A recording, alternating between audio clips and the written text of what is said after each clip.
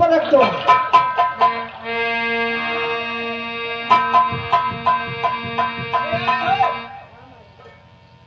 ठीक है, सतखंडे पर रख दो।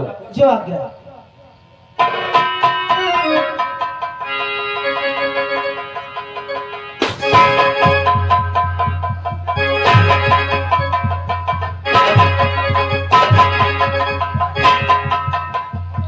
हमें मोर कहेगा, हमारा इतना कीमती घड़ा तोड़ करके रख दिया, और अगर इसी प्रकार से तुम घड़ा फोड़ते रहोगे तो क्या मैं अपने घर में कुम्हार रखूंगा? मालिक, जिन्हें से मेरा पैर फिसल गया, धोखा हो गया, मुझे क्षमा कर दो मालिक। क्षमा कर दूंगा। इतना खाने को देता हूं फिर भी मालूम होता है कुछ खाता भी नहीं है। ठीक है, तुझे क्षमा कर रहा हूं, और दूसरा घड़ा मैं तुझे दे रहा हूं। अब की दोबारा गलती ऐसी मत करना। ठीक है मालिक, अब ऐसा अपराध नहीं होगा।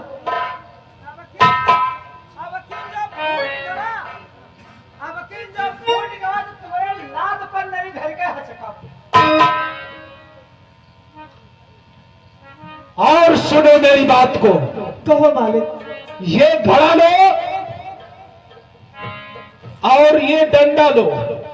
सुबह उठ करके तुम्हें मरघट पर जाना होगा और सारा दिन मरघट पर ड्यूटी करोगे। और जो कोई वहां मुर्दा कोई भी जलाने आए उससे 1 टका, और बगैर कफन ले 1 गज कफन और 1 टका। जब तलक नहीं ले लेना तो नहीं मुर्दा बहाने देना है, नहीं तो जलाने। और शाम को जब वापस आना है तो 1 घड़ा जल लेकर के आना होगा। ठीक है मालिक, आप जैसा कहेंगे हम वैसा करेंगे। जैसे मरघट में यहाँ रहा जाए तो वह तना रहे चंडाल बनकर। ठीक है भैया, जो आ गया। पहले पानी भर के दे जाओ, पानी नहीं है तब को आप पहले पानी दे जाओ तब मरघट पर जाओ।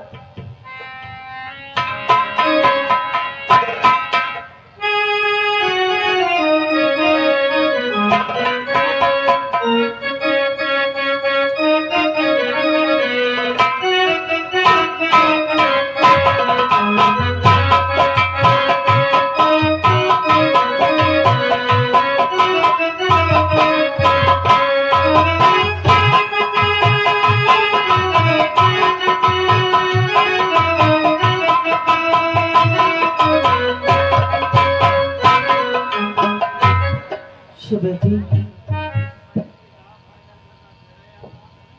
तुम्हें हमारे लिए प्रतिदिन नदी से ये कहा जल लाना है और तुम्हारे पुत्र को हमारे बागीचे की रखवाली करना है। इसलिए लो ये घड़ा और हमारे लिए जल लेकर के आओ। जो आज्ञा ब्राह्मण देव।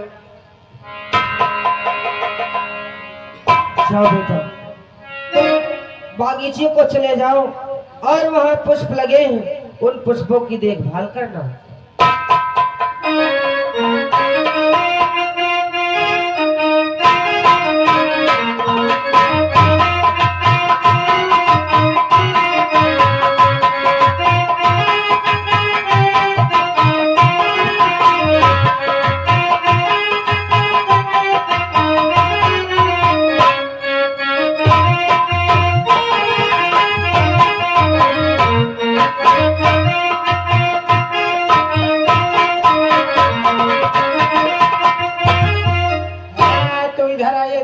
उधर से यही हरिश्चंद्र की महारानी पंडित के कहने के अनुसार उसी घाट पर पहुंचती है जल भरने के लिए, और उधर से हरिश्चंद्र आते हैं।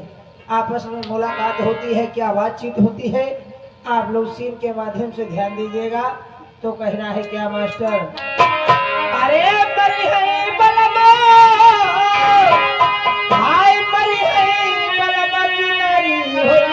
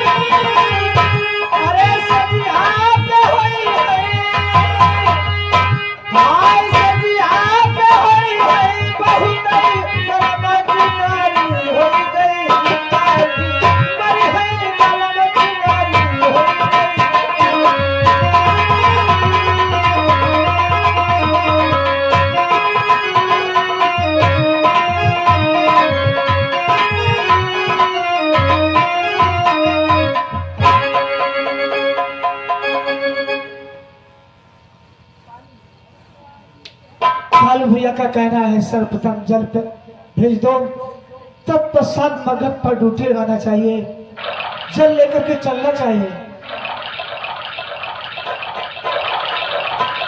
ये क्या, आज कोई मुझसे पहले पानी भर रहा है? आखिर कौन है जो मुझसे पहले पानी भरने के लिए आया है? स्वामी, क्या आप? अरे ये क्या मैं देख रहा हूँ? कौन तारा? हाँ स्वामी। तुम इस गंगा नदी पर जल लेने के लिए आई हो? हाँ स्वामी, परंतु आपकी ये दशा, आप इतने दुबले पतले क्यों होते जा रहे हो? तारा, परंतु मैं तुमसे ये जानना चाहता हूँ, ये जल किसका भरने के लिए आई हो? मैं ब्राह्मण देव का जल भरने के लिए आई हूँ। विप्रदेव ने तुम्हें आज्ञा दिया है जल लाने के लिए, परंतु मेरा पुत्र रोहित कैसा है? ठीक है स्वामी। ठीक है तारा, तुम तो पहले भी गई थी, पुत्र रोहित तुम्हारे साथ में गया था। तुम्हारे बिकने के पश्चात तुम्हें यह नहीं पता है कि हमें खरीद करके कौन ले गया? स्वामी, आपको खरीद करके कौन ले गया था? तारा, तुम्हारे जाने के पश्चात उस काशी बाजार में कालू नाम का भंगी आया, उन्होंने मुझे खरीदा 20 बार सोना दे करके। जानती हो, मैं तो भंगी का दास बना। हाँ तारा, मैं तो भंगी का दास बना, नित जल भरने को आता हूँ।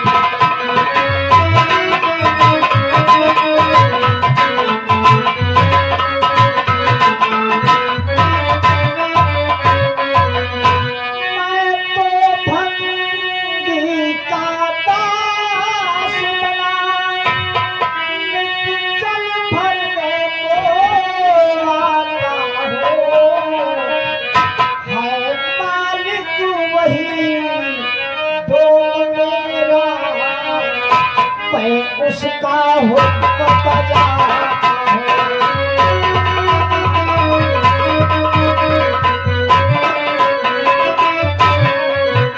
है मालिक वही वो मेरा, उसका हुक्म बजाता है।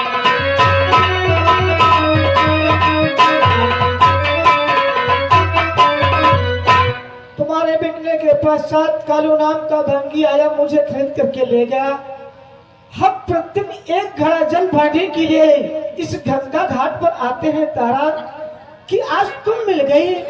मैं तो सोच रहा था कि अब इस जीवन में हमारी तुम्हारी मुलाकात कभी नहीं होगी, परंतु आज ईश्वर की ऐसी कृपा हुई कि तुम हमारी नजरों के सामने आ गई। तारा, तारा, तुम ये जानना चाहती हो कि मैं इतना दुबला पतला क्यों हो गया हूँ? हाँ स्वामी, आप इतने रूखे सूखे लग रहे हैं, लगता है आपने भोजन ही नहीं किया है। महारानी, तुम्हें ज्ञात होना चाहिए, हमारा धन धाम छूट गया, हमसे तुम अलग हो गई, मेरा पुत्र रोहित अलग हो गया, इसकी हमें कोई चिंता नहीं है प्रिय। फिर किस बात की चिंता है स्वामी? दुर्बलता का कारण जानना चाहती हो प्रिय, तो सुनो। दुर्बलता का क्या कारण है? दुर्बलता का क्या कारण है? जो ही भोजन करने चलता है।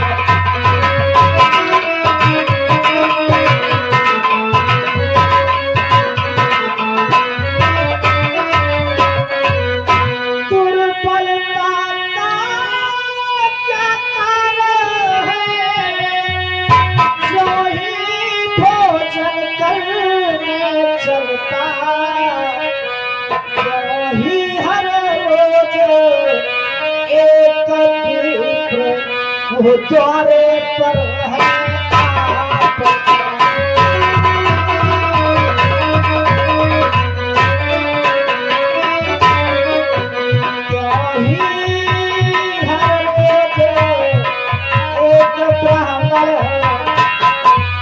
वो द्वारे पर है आपका।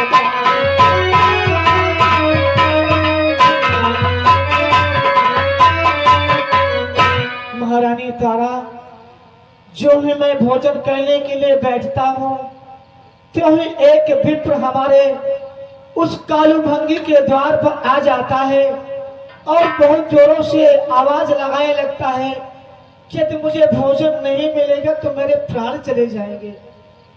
मैं अपना भोजन उसे प्रतिदिन दे देता हूँ प्रिय। आज जानती हो कितने दिवस हो गए? कितने दिवस हो गए हैं स्वामी? दे देता हूँ भोजन उसको यूं 60 दिवस से भूखा है।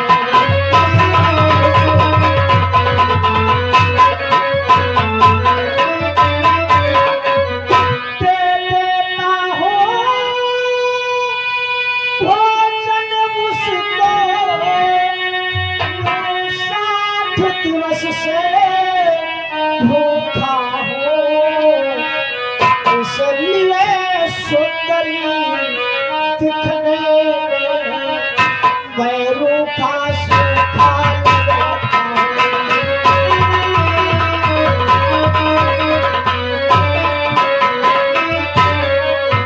इसलिए सुंदरी दिखने मैं रूखा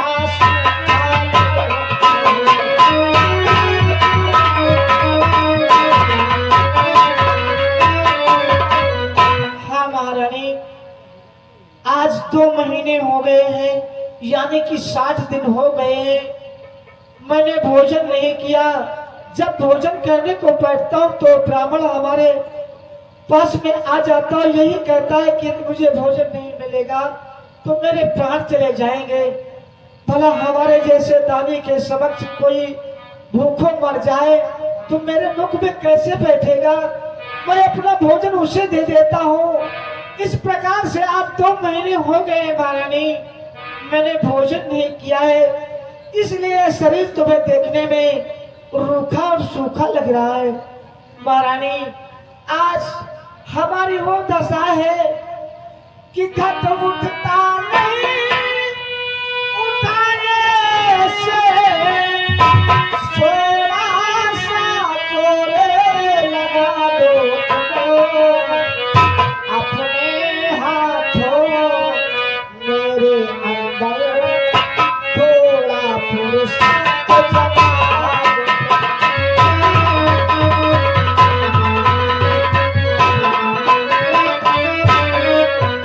अपने हाथों मेरे अंदर थोड़ा पुरुष जगा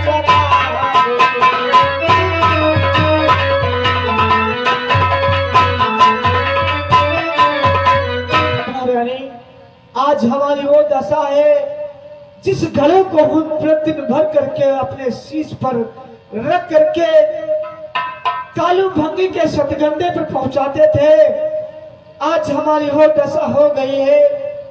वो ताकत हमारे शरीर में नहीं रही है कि इस घट को भर करके हम अपने शीश पर ले लें। इसलिए तुमसे मेरा परामर्श है, थोड़ा सा हाथ हमारे घड़े में लगा दो ताकि मेरे शीश पर आ जाए। क्या कह रही है स्वामी? मैं इस घड़े को हाथ लगाऊं कि इस घड़े को मैं कैसे उठाऊं, कि इस घड़े को मैं कैसे उठाऊं, मैं घड़ा तो उठाने के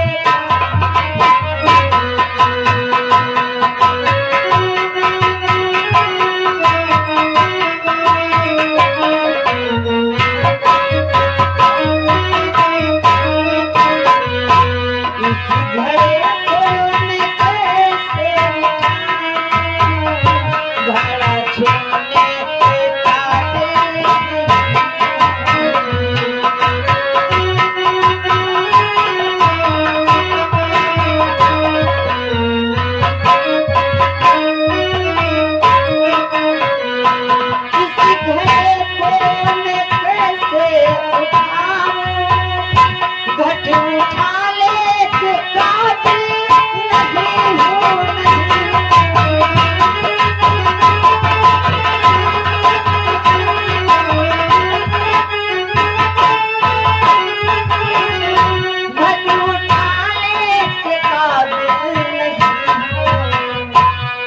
घड़े को मैं कैसे उठाऊं, इस घड़े को मैं कैसे उठाऊं, घड़ा छूने के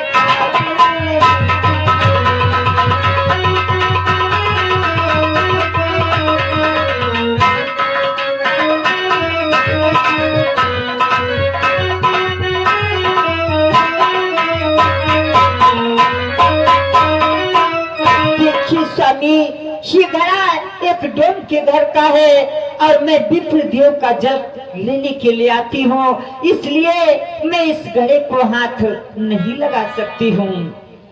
क्या कहते हो महारानी? अरे मैं तो तुम्हारा पति हूँ महारानी, क्या तुम इस घड़े को छू भी नहीं सकती? ये स्वामी, आप पति है, लेकिन मैं अपने धर्म से विचलित नहीं हो सकती हूँ। मैं सत्य ही की राह पर चलूंगी, मैं सत्य की राह को नहीं छोड़ सकती हूँ। महारानी मैं समझ गया, तुम्हारे कहने का तात्पर्य यही है मैं भंगी का नौकर हूँ, ये घड़ा भंगी का है, तुम एक नौकरानी पंडित की हो, पंडित का जल लेने के लिए आई हो, इसलिए भंगी का घट है, तुमसे छूना नहीं चाहती हूँ। हाँ स्वामी। परंतु महारानी अगर इस घड़े को तुम नहीं छू सकती हो तो हमें कोई उपाय तो बता ही सकती हो कि इस घड़े को हम अपने शीश पर कैसे लें। स्वामी, अगर अपने शीश पर इस घड़े को लेना ही चाहते हैं तो जरा जल के अंदर प्रवेश हो जाए, आपके खींच तक पानी आ जाए और ये घड़ा पानी का भरा हुआ आराम से आपके सर पे आ जाएगा। क्या कहा महारानी? अधिक जल में जाकर जाने के पश्चात ये घड़ा हमारे शीश पर आसानी से आ जाएगा? हाँ स्वामी। ठीक है महारानी, अपना जल भर लो, जाओ, मैं ऐसा ही प्रयत्न करूंगा।